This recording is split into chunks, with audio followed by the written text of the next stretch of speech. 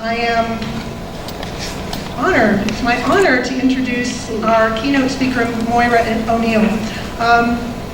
A little bit about her, you'll see her bio in the program, but Moira is a senior researcher and director of research interpretation and application at the Frameworks Institute. In this role, she works with an interdisciplinary team that employs a range of methods to further public understanding of social issues. Moira is trained as a sociologist with a BA from UC Santa Cruz and master's and doctoral degrees from UC Santa Barbara. She brings a broad range of research interests and experiences to her current work, and we are honored to have her here today to help us think about how we frame aging. So Moira, take it away. I'm so happy to be home and so happy to hear, because the 5 minutes that I saw there just blew me away about the innovation that's happening here.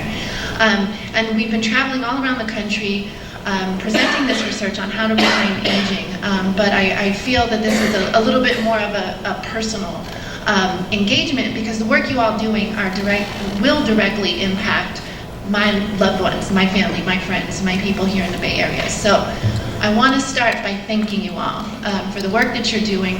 And my only goal for today is that maybe I can give you something that will make that work just a bit easier as you are talking to people who are not in this room about the work you're doing and why it is so vitally important. So that's what we'll do. It's a low bar, one little thing that might help you. And we'll see if we can accomplish that goal. So I'll take just a couple of minutes to introduce the Frameworks Institute, who we are and what we do, and then we'll get into it. So we're a nonprofit communications think tank. We exist to build the nonprofit's communications capacity, and we do that by doing original research. I'm going to go back to that one. We are just finished up this research on aging, but we work on a whole host of social issues. Our longest standing partnership has been with the Harvard Center for the Developing Child to translate the science of the neuroscience of early brain and biological development. So if you've heard terms like toxic stress or the architecture of the developing brain, those are all framing strategies that we develop with our partners there. And from our work on early childhood, we have really worked on a whole host of issues: immigration reform, criminal justice reform, climate change, ocean acidification, race and racism, all kinds of equity issues. And I'm giving you a laundry list, and that we like to say that we wake up each morning thinking of a new dire social issue. That sounds like an awful job, but it's a wonderful job because I get to be in front of groups like you all. We are mostly a team of PhD level researchers. We have represented by all of the disciplines that have a dog in the proverbial fight over framing. So you'll see my sisters up here in language and linguistics. They really teach us a lot about the power of language. They will tell you really interesting things. Like right now, if I say to you, woes to my foes, you're more likely to remember it. It's more likely to stick with you. If I said harm to my enemies, so the power of rhyme. They tell you really interesting things about your verbal litter, your ums, uhs, and what that means, which makes you a little bit self-conscious when you're speaking in front of them. I am trained as a sociologist, as Wendy said, and my brother's over here in political science. We always have to remind our linguist friends that people are communicating into existing institutions, into existing systems, media systems. You all are doing policy work. And when you're thinking about your communications, you have to think about those systems as well. Sociologists have been really, really interested in the relationship between framing and successful or unsuccessful social movements. And we know that that's one factor. When a movement can organize around a common narrative, a master frame, that they are more likely to reach the goals that they set out for themselves as a movement. Lots of studies to point to that. We have more anthropologists than you can shake a stick at. Don't shake sticks at anthropologists. They start taking notes about you. Things can get really interesting and awkward around the office. But we love them, we keep them around. I thank you for laughing. That's the stupidest anthropologist joke. I need to retire that one. But we keep them around because if you are in the business of social change, you need to deeply understand the culture in which you will communicate. And even though we all are members of that culture, by your expertise, by virtue of you sitting in this room, you have access to information, to dialogue, to all kinds of things that make you somewhat different than members of the public. And we're going to talk a lot about that today. So that we don't sort of stay pointy-headed academics. We have wonderful veterans of advocacy organizations. We have people, communications and media folks, a wonderful digital design team, to make sure that everything that we produce is actionable, usable for people on the ground like you all. And also we bring this cast of characters together, and they really are a cast of characters, because just as you are thinking about a program that you might want to pilot, or something that you want to try, you want to find an evidence base, right? You want some idea that this is going to work. We think the same is true of communications. You do not have to rely on guesswork. You do not have to rely on your intuition, that we have the tools of the social and cognitive sciences to help make decisions. Okay, so that's who we are. We did a lot of research here. I'm not going to go into the methods, but for any of my data geeks out there, I am happy to answer any of the questions if my tribe is out there. Nobody's wooing like when I said I was a native San Franciscan, so I'm assuming you're not out there. Okay, first question we're going to answer. Why does framing matter? We're going to spend a little time on some other issue areas, because sometimes it's easier to see why it matters when you're not thinking about your own issue. I'm going to give you 3 reasons. The first, framing matters because public understanding is context dependent. It is frame dependent. We do not come to issues with our ideas set in stone, but they're determined by what's around us. So I want to show you an example of this. We did a lot of work in the province of Alberta, and I want you all to pretend you're there right now. You're freezing, even though, well, now you're really freezing because we're in November. And we were working with a group of advocates and experts who really wanted to shift the addiction services system in the province. They wanted it to be better based on the evidence they knew about what was effective in terms of treating addiction. They had lots of knowledge, lots of ideas, but they could not move the dial. Just working, and weren't getting any sort of buy-in, public buy-in for the kinds of shifts that they knew were critical to address this problem. So we started to work with them, and we tested a number of framing strategies. So I'm going to set this up for you. You all are in the province of Alberta. You're wonderful people who regularly participate in research. And this particular form of research you do on your computer, so you log in and you receive a message, and then you're going to answer some questions that measures your policy preferences. So my folks over here, you're going to get a message of interdependence.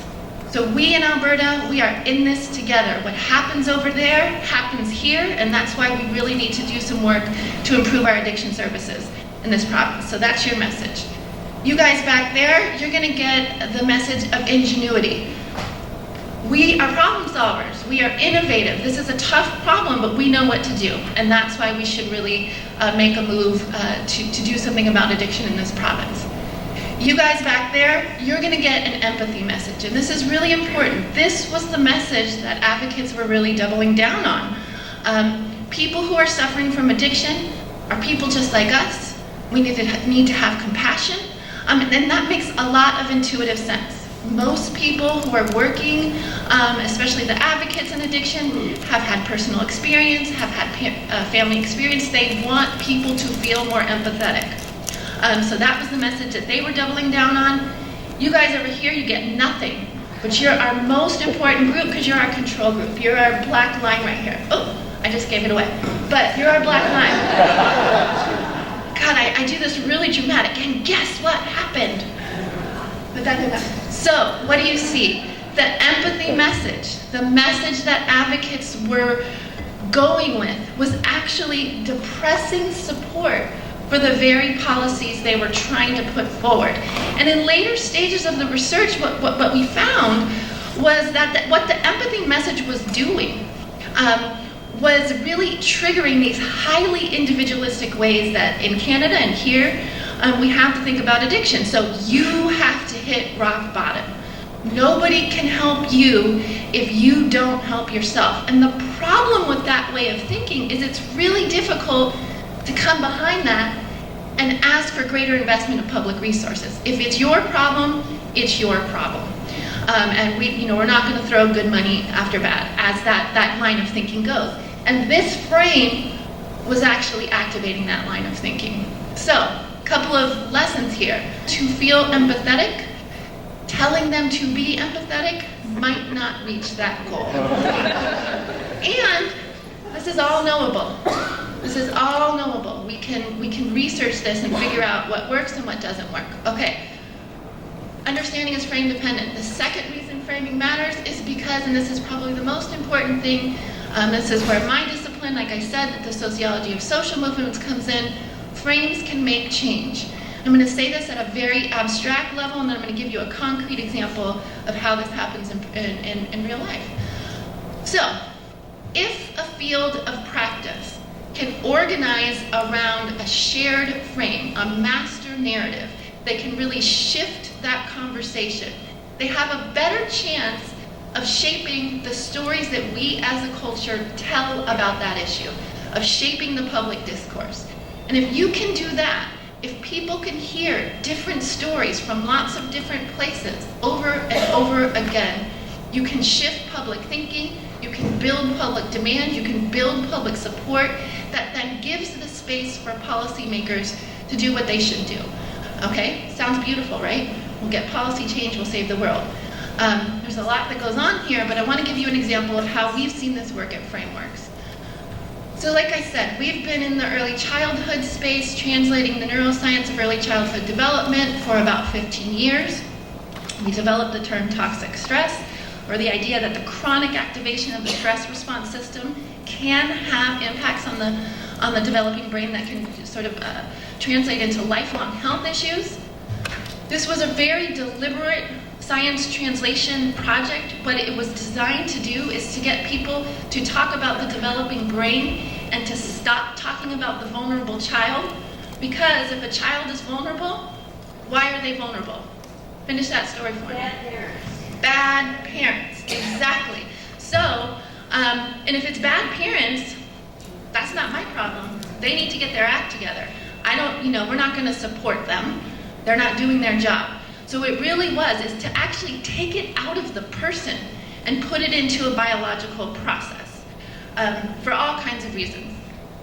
The field coalesces around this strategy. You all have probably heard of toxic stress. It's become lingua franca in the early childhood space. You start to hear different kinds of stories. There was a beautiful, beautiful issue in the series in the New York Times that talked about when teachers get access to this neuroscience. They start to interpret behavioral problems in the classroom in much different ways and start to change the classroom environment. So instead of expelling kids, maybe put a beanbag in the corner when a child cannot regulate and needs space to do that. So hear different kinds of stories. You expand public thinking. People have different understandings of what exactly is happening in this critical developmental period and why we need good systems. And you get policy change. So I can go on and on and on about what's happened. Early childhood policy is on all 50 states' agenda. That was not the case 10 to 15 years ago. We have a former sitting president talking about the importance of quality early learning environments in the State of the Union address. Again, these are huge gains, and this is not to suggest done early childhood, we figured it out.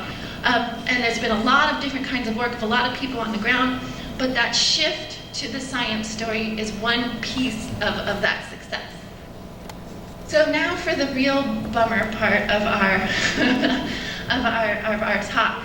Framing matters because you have a problem. And we call this problem at Frameworks the you say, they think. As I said, we all get to sit in this room. We have the great privilege of being able to think deeply with each other about aging and what we do about it. Most people do not think about most issues most of the time. And that's not because they're lazy, it's not because they're dumb, it's not because they don't care. They don't have access to what you all have access to. But they nevertheless make sense of the information, of the communications that you're putting out. So let me show you an example of this sort of lost in translation moment that I'm talking about. So maybe some of you are working on the issue of elder abuse, and you're really focused on prevention, and we know that social isolation is a big cause of especially elder neglect, so empowering older people to stay connected to their communities is prevention. And what you might hear is something like this. I can't imagine hitting an elderly person. They can't hit back. I don't really understand why you would want to do that to them. An older person's like a baby. Would you hit a baby because they don't want to change right now or not eat? It's incomprehensible. They're like a child. They seem innocent. They're fragile. They're defenseless. Extra security, I think, can be necessary. Dash cams and everything. I think those are quite necessary these days.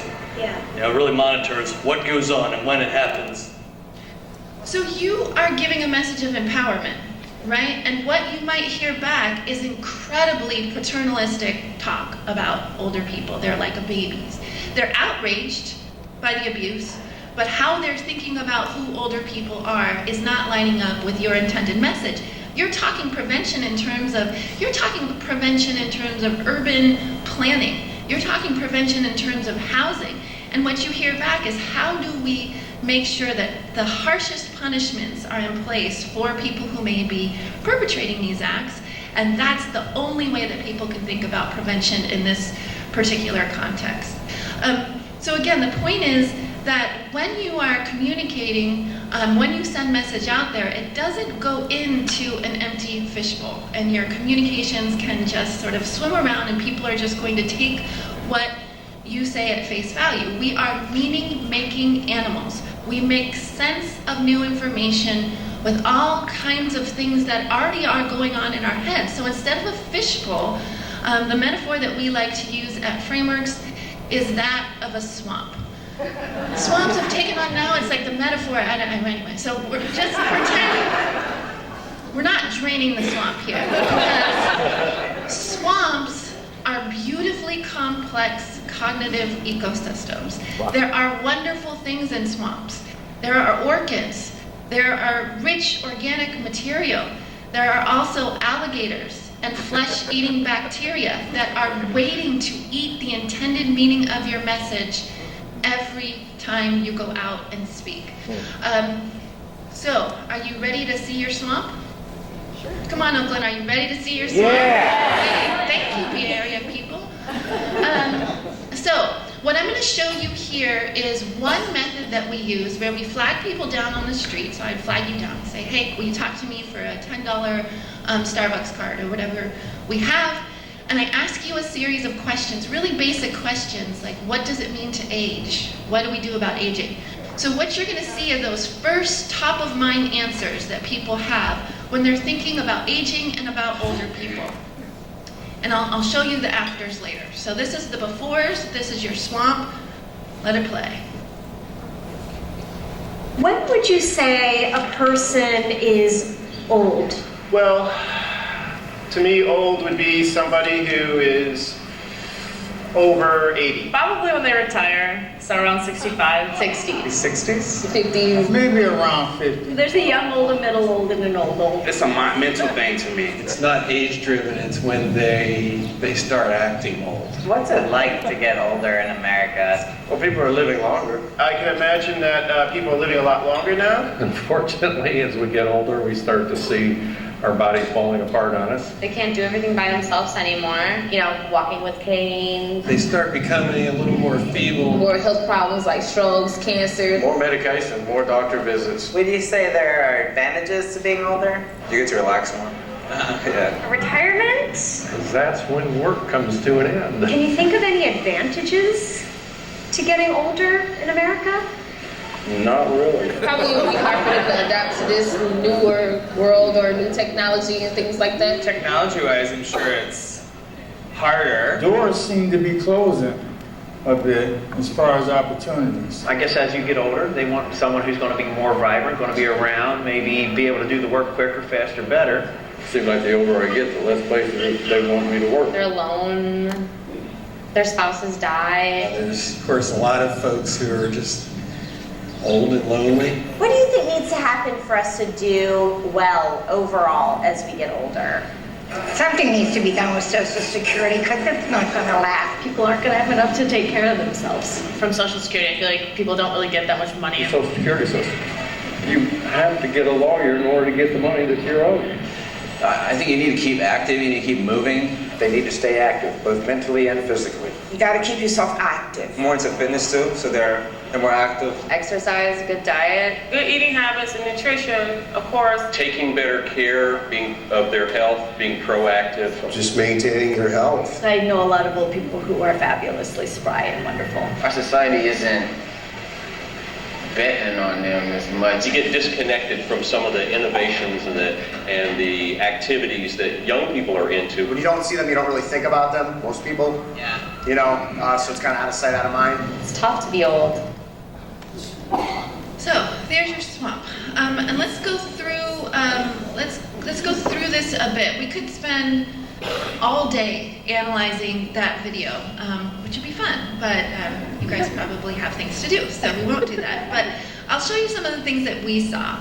That there really is this sort of bifurcation, this difference between, there's this idealized vision of what it could be to be old. You don't work anymore in this earned leisure. It could be this you could be fabulously spry, as that woman said. But people, they'll think that and they'll talk about that and they'll quickly sort of move to, but what it really means to be old is an inevitable sort of process of decline and deterioration. It is necessarily a negative part of the life course. You lose control and you are dependent, and that's what it is, and that's how it happens.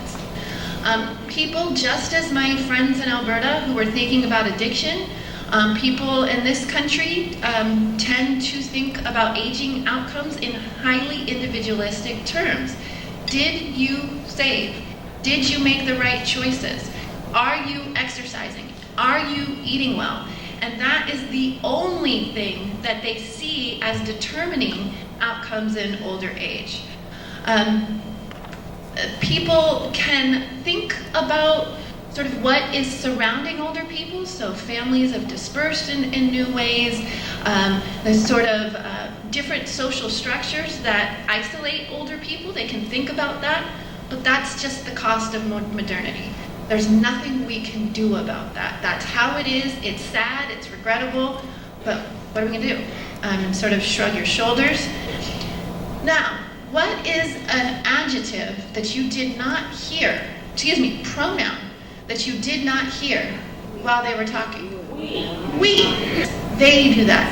And even people who we would identify as older still distance themselves. There's the young, old, and you look at that woman's hands. There's the young, old, me, the medium old, and then the old, right? So there's this distancing. That's not me. Aging is not thought of as a process that we are all experiencing. It's them. So there's a really strong us versus them thinking, and there's a lot of zero-sum thinking, especially among younger people. So giving to them, the boomers, they're trying to take everything from us. It's necessarily giving to them takes away from someone else. So if people think about aging outcomes as a matter of individual choice, then the solutions that you get are make better choices, right? So let's start financial planning in kindergarten so people have enough to retire on. I kid you not, we heard that as a potential thing that we do. You need more education. If people knew better, they would do better. Again, that's not even thinking about what is surrounding people. And there's just a really strong sense of fatalism. If aging is this inevitable period of decline, that's just the way it is.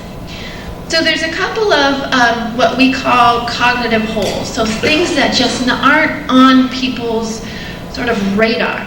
People do not know ageism. It's not a term that they are familiar with. You can explain it, and I'll talk about how one way we tested to do that. But it's not something that rises to the, it's not salient as an important social issue. And again, people aren't thinking about social determinants of aging outcomes. What does your community look like? What's your access to healthcare? And how does that shape outcomes? So I did promise some orchids and some fertile organic material. People can think about their collective responsibility for older people in their community. They don't get a lot of practice doing that, but that's there for you to sort of draw on as communicators. People can have a very sort of thin sense of what surrounds us, shapes us. They can say it takes a village, and they can apply that to older people, but again, it's not very well developed, it's not well practiced, it's not sort of top of mind. And there is a sense of, and we're going to talk about, there's a sense that we can solve problems. That's what we do. If there's a problem in front of us, we can solve it.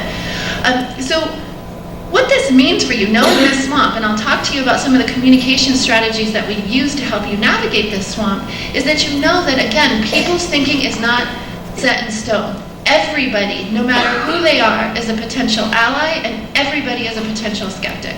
It's not that we all think the same, but we have access to these ways of thinking. You might even recognize them in your own thinking. We are obviously part of this culture too. So you can choose which ones are more productive for your ultimate sort of systems change and policy goals.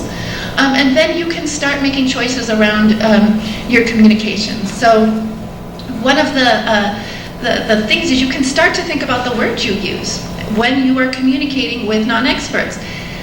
Think about your pronouns. I ran the team that did the analysis of advocacy communications around aging, and there was a lot of them.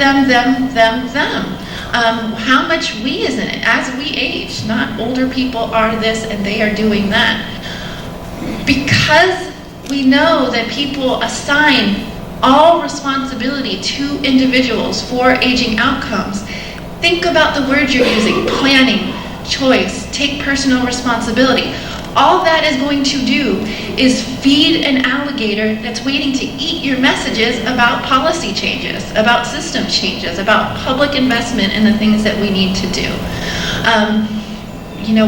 You guys don't do this as much as sort of the commercial. We have to fight aging, we have to battle it, we have to push it back. The other thing is thinking about that zero-sum thinking about talking about resources we have as pools, pies. Pies don't grow. You take a piece away and that's taking it away. So think about how we talk about our common resources and how, when we support older people, we are all better. This is not necessarily a one against the other kind of situation. I hope nobody in this room is doing this, but when we did the analysis of communications materials, the likening of the coming demographic change to natural disasters, come on.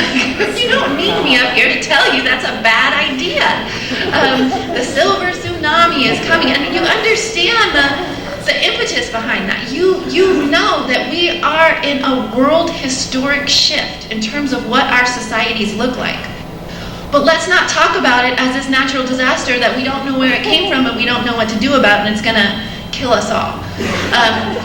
So this is an opportunity, right? And so all of the demographic cliff and the stop. I'm usually not this rude and forward when I'm giving communications advice, but no more natural disasters, disaster metaphors. So what we need is a new story about aging, but not any story will do, because again, you are up against hundreds of years of thinking about older people. So what story, instead of any story will do, what story will do? So I'm going to talk really briefly about two stories that we found to be really effective in doing two different tasks. And I'm just going to talk about a little piece of this, but everything everything is available online in our research. I just want to give you a little preview. So the first is the confronting injustice narrative, which I'm not going to talk about at all right now, but it is a way to bring attention and deeper understanding of ageism, what it does and how it works. And the second story is embracing the dynamic. And this is a story, and I'm going to talk about this one in a little bit more depth, about how to foster a more positive image of aging that doesn't fall into the super senior trap, which I will talk about. So this is what this story looks like. I'm only going to go over this one metaphor, but what you do is you start with, and you saw that this worked in Alberta, it works very well on the issue of aging, of an ingenuity value. We, instead of the silver tsunami is coming, what you're saying is we are innovative. You in the Bay Area are innovative. I heard the programs that you are all putting into place. We know how to support our society better. We have the evidence, we have the tools. You're really fostering that sense of efficacy among the members of the public. You're going to use a metaphor, which we'll talk about, and you're going to end your story with a very specific solution. So one thing that we do tend to find when we across issue areas is there's this big problem, there's this big problem, and here's what we do about it on page 44 of the final report. Forefront your solutions, forefront the innovations, and make sure that and this is not to say that you're going to have messages like we're in the land of unicorns and lollipops and sunshine and everything's wonderful. You're going to explain the problem, but you're going to match that problem with an appropriate scope of solution. And that people can see we're facing something big, but we know what to do. It's really a yes, we can kind of message. So let's just get in. So this is just a little piece of the research and the recommendations, but I want to show you what we learned about a metaphor that's pretty helpful. And again, fostering that more positive sense of the aging process of older people. So you all probably think about metaphors as sort of beautiful literary devices, and they are, but they're also very powerful devices for thinking, because what they allow you to do, you all, with some expertise, they allow you to take something that is very familiar to people and map it onto something that is not that familiar for people, again, who don't have the opportunity, like I do, to hang out with you all. And so one example of this from our early childhood research is I can tell you the developing brain is like building a house, and I can stop there. And you all can fill in with what that might mean in ways that are very, very similar to what the neuroscientists are talking about brain development. So in that quick interaction, you're able to take that metaphor and think about a very complex process. So the metaphor that we found to be effective to, again, foster that more positive vision of aging is the idea is that as we age, we build momentum. Now, the reason that we really felt this was a necessary thing to do, we needed a story that was going to have a more positive image of aging, was that what we found in our review of media is that the way that has been happening is through those super senior stories.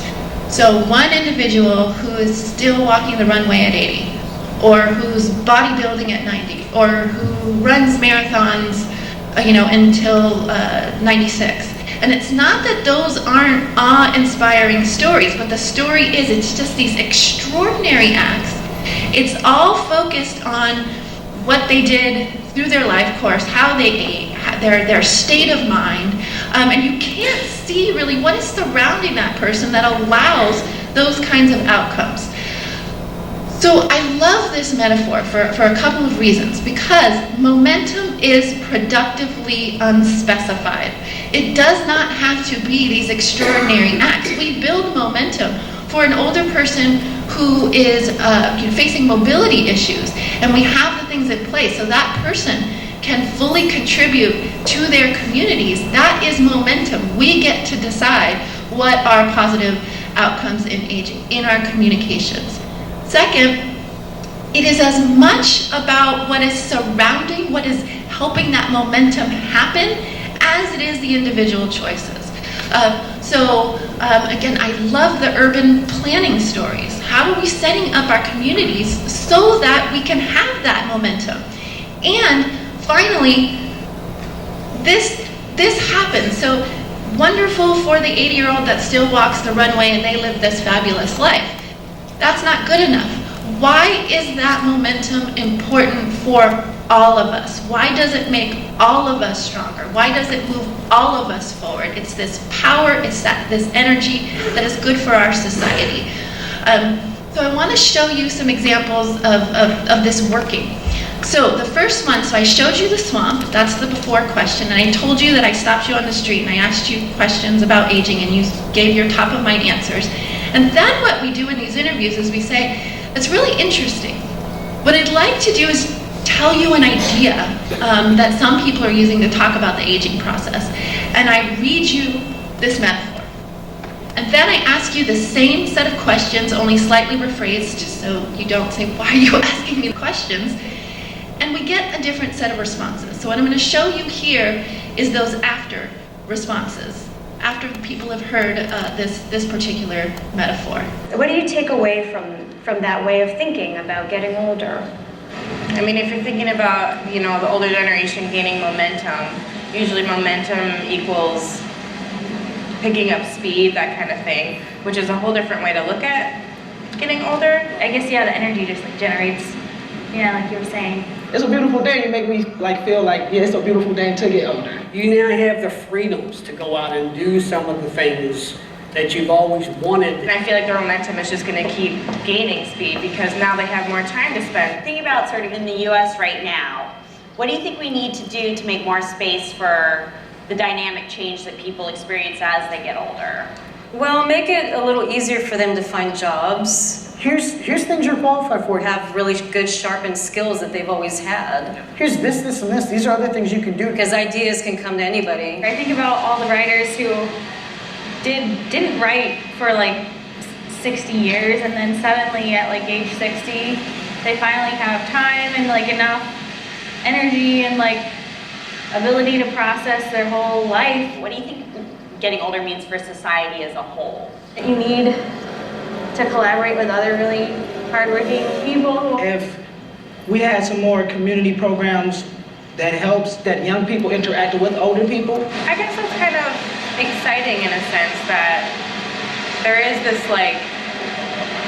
everybody kind of has their part as far as contributing to this energy of building and this momentum that's happening. So I guess for me it's kind of an exciting way to look at it. So those are the people that sort of entry to the conversation that I want to talk to, rather than the first set of videos that you saw about, again, the innovative, exciting things that you all are doing in the Bay Area. That it's a fun, and again, this is a 2-minute exposure, right? This is not a lot of work to get people to go, oh, there's a different way to think about this process. So I don't have a lot of time, so I'm going to just show you this graph really quick, then I'm going to show you something so really cool. But there's no data geeks out here, so you won't geek out with me. But we've tested it. We're not just testing on the streets. We're testing with nationally representative a sample to see if it works across communities. So a common framing strategy is no good if it only works for left-handed Lithuanians in San Francisco. You need a common story, so we need to see that it will work regardless of gender, race, socioeconomic status, political ID, and this is one indication that it is. And then we did what's called an implicit association test, which is a test that measures implicit bias. So I'm happy to go. I'm again running out of time. There is a lot of negative implicit bias towards older people, surprise, surprise.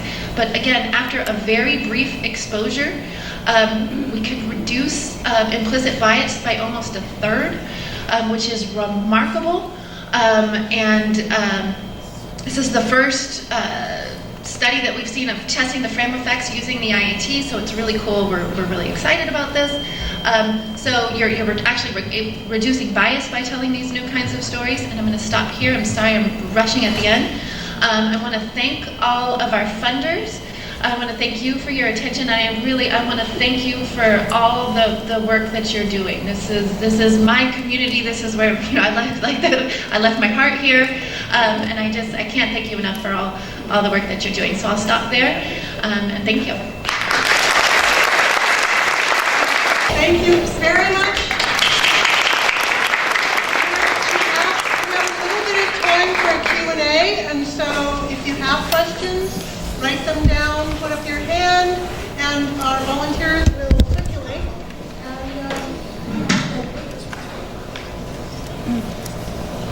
I think so. We were given both options, so I'm going to ask a question. Okay. The very real fact about aging is that our energies do slow down. So how would this idea of momentum actually affect the aging population? I mean, it's a great idea for younger people to realize, but I think for me personally, it's more about the we part of it. Having young people interact with older people and recognizing that they're going to be there at some point as well, rather than imposing a momentum idea that might have an adverse effect on someone who can't be a bodybuilder at the age of 80. So a couple of things to answer to that. Again, momentum is unspecified. It's up to you to there's an energy. An energy can come in many different forms. So what is the sort of contributions that older people can give to their community? So it was designed that way. So that's one thing. The second thing is that we have, and it's three things. The second thing is that in our research, we have seen an incredible amount of ageism among people who are older. And so this is not just younger people start to respect your elders, but we all, no matter our age, need to think differently about the aging process. And so this is a way. And then the third thing is that this is just one part of the strategy. So we have, like I said, there's recommendations about talking about ageism. There's recommendations about how to talk about people who are objectively experiencing some kind of decline. So this is when you're in a communications context where the task is to start to switch the conversation about the aging process. So it's part of my selection of what I presented. But I think we need a different way to talk about positive aging, successful aging, that is not dependent on, physical prowess. Like how can we redefine what that means? And so momentum, energy that's moving us forward, is up for you all to define. But the concept we found to be very effective to get people to think in different ways about what it means to have to be older and to have an older population. This is not everything that you have to do. It's a piece of it. I'll stop there. Okay, so I have a question from a colleague who asks, can we just replace aging, quote unquote, with a variety of other issues? Homeless, poverty, prison criminal justice, harm reduction. So are you thinking kind of taking aging out of the picture totally? I'm just thinking about that framework. It seems like a lot of what you're talking about, if we just replace the word aging with another vulnerable population, this could be a really effective framework for addressing those issues. That's kind of part one. So many of the things that you saw in the swamp of aging exist for other issues, and individualism, that we are completely responsible for whatever happens to us. It is about what we did and we didn't do, goes across issue areas. We do find that in our research that there are things that are domain specific in terms of the reframing strategies. So, for example, in early childhood, and again, don't say the term vulnerable kids, when the idea, the value of prosperity. So this is our future workforce, our future citizens. That value really works to lift support for early childhood policies. Ingenuity, not so much. So there are some nuances in terms of what works on a particular issue area, but the deep problem of sort of individual versus collective understandings of how social problems come to be and what we do about them really runs across everything that we do. And really at the heart of all of our reframing strategies is how do we move these conversations to this is about us. And when we do well, when we support everyone, we are all better. Does that work? Does that resonate throughout the country, the ideas of well-being and collective responsibility? Does that raises some flags on the national level in terms of discourse? So you're not going to say collective responsibility, but remember, and this is what you have to remember, and in this day and age, it's really hard to remember. Yes, we have a mythology of this country as cowboys, rugged individualists. We are also barn raisers. We believe in community. We do not get a lot of practice thinking that way. Our stories are not set up that way. But it's there, it's organic, and it's for you all to queue up. It's for you all to help people practice that muscle. And that's why we spend so much time talking about framing as a movement. So the idea here is that you're not going to get in a single communications context for someone who's really, I want to cut taxes and I don't want to support older people in my community. It's not that you're going to get into a conversation and you are going to change their mind. You are going to remind people what they know, but they may not know that they know. And if you're doing it, and you're doing it, and you're doing it, and you're doing it, then we have a better shot to change the public conversation.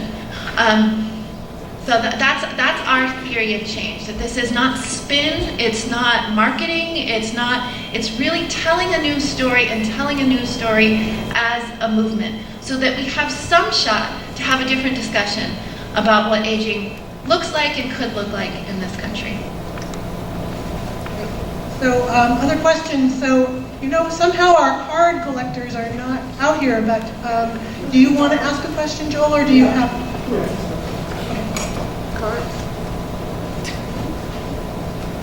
Hi, so I came to this work from gay rights, and a critical part of this was identity formation, where people would say, I'm gay, I'm lesbian, I'm transgender, bisexual, and that is what drove the energy for people to go into policy forums and say, think about my issues. And everything sort of flowed from that. I don't hear that in the model. The other thing is, and I'm interested, I'm sure you've thought about that, I'm curious how that fits in. The idea of being innovative, I think can be a trap sometimes, because that can mean either it's going to be free or it's going to save money, or it's like, in the gay context, it's special rights. So how do you sort of avoid those traps, and what is the role of identity formation, which I think has been critical in other movements too, anti-racist work, et cetera, disability work. People say, this is who I am, and I feel like a lot of that's about confronting ageism, for people being able to say, oh, that's not appropriate to talk that way. Where's the changing norms piece of this? So I think that it's, again, this is just one piece. I didn't get into the ageism strategy. And it is, the strategy, and this is really simple, is to explain ageism and how it works. And it's a little bit more complex, but not much. People don't know what it works. So again, I'm sorry I wasn't able to present that research. But I think these are concepts that individual communicators can fill in ways that they feel comfortable filling in. So it might be that sort of identity, telling the story about one's own identity, using this as the frame to do it, concentrating on the us, concentrating on why this matters for all. So this is going to be a really stupid example, and a little bit glib. I have 2 daughters. They love Sleeping Beauty, and they love the cartoon, the classic Disney cartoon, and they love the Maleficent story. It's the same narrative structure, but the focus, the character development is different. So that here's a structure by which you can tell your own story, or you can tell a policy story. But we know that these particular cues will get people in a more receptive place. The other thing about the sort of, that we say at Frameworks for people who are immediately impacted by an issue. So I could stand up here and tell you a story about, substance abuse and criminal justice reform, a very personal story. I don't do that. I don't know you. I don't want to. You're a lovely person. I'd probably offer coffee. We probably could. But I think that people who are immediately impacted by social injustice, our access cannot only be to tell our own story. It's not fair. It's power over me. When I tell those stories, I can't sleep at night because I've implicated people I love. And that's my personal decision. But I still want to effectively advocate for these issues. So it's an opportunity to tell a story that doesn't necessarily, if you don't want to, mean telling your story. But you can tell your story within that context. So that's sort of how we see that happening. I don't know if that answers your question, but. And then one more thing is that ingenuity is not a cost-effectiveness argument. And then if that came across, I do apologize. That cost-effective arguments don't work in this domain. They might in other domains. They don't work in criminal justice reform, even though that's a strategy that lots of people are using. Innovation is really, as we saw it work, was about problem solving. And it was about, again, thinking about demographic shifts not as something overwhelming that we cannot tackle, but rather really forefronting in your communications. This is something that's happening. It's big, but we have ideas. We have ways of addressing this. We have things that we know can work and do work. We have evidence of it working here. So that's more, not that we're going to make this a more efficient system, but rather we can solve problems. We know how to do that. Thank you, Moira. We've run out of time for questions.